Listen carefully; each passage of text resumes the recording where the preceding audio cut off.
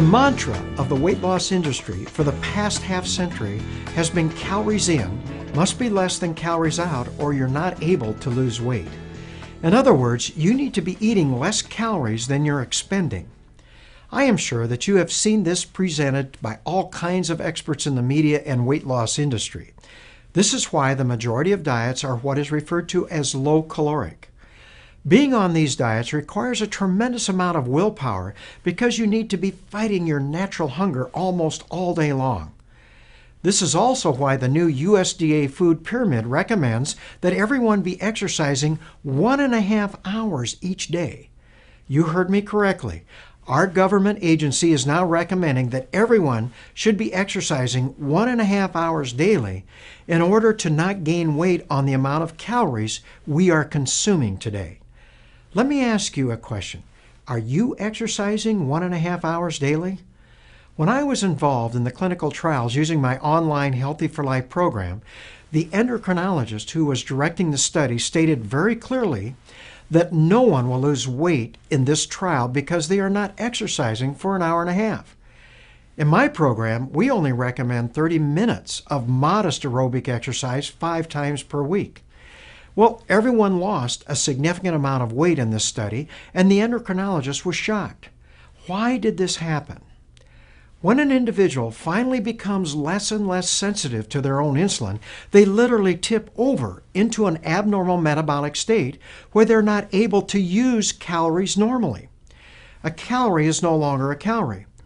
This happens because the muscle becomes insulin resistant first. Now, why is this important? Well, it is important because the muscle normally will take up 85 to 90% of all the calories from any meal or snack and utilize them as energy.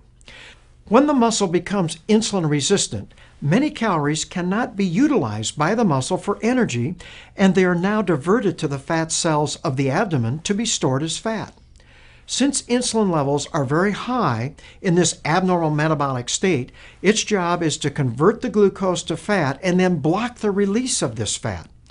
Not only do you gain a tremendous amount of weight around your middle, but you also hold on to fat like a sponge holds on to water. Now, I have heard the following story and concern from my patients hundreds of times during my clinical practice. A man or woman comes into my office in their late 20s or maybe early 30s, and they complain to me that they have never had a weight problem.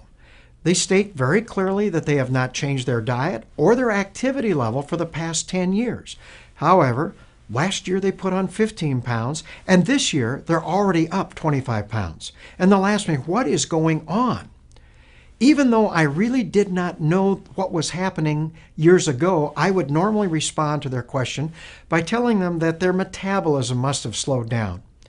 However, now that I understand the problem of insulin resistance and the metabolic syndrome, I now realize that they had poor lifestyles that made them less and less sensitive to their own insulin. Then they finally tipped over into this abnormal metabolic state where a calorie is no longer a calorie. Even though they did not make any lifestyle changes, they began gaining weight because they were not able to utilize their calories normally. Has this possibly happened to you? Now, the answer to this problem is to firmly establish the triad of healthy lifestyles I promote in my Healthy for Life program, which actually improves insulin sensitivity and allows you to tip back into a normal metabolic state, and you begin releasing fat. The weight comes off as mysteriously as it came on. If you don't correct the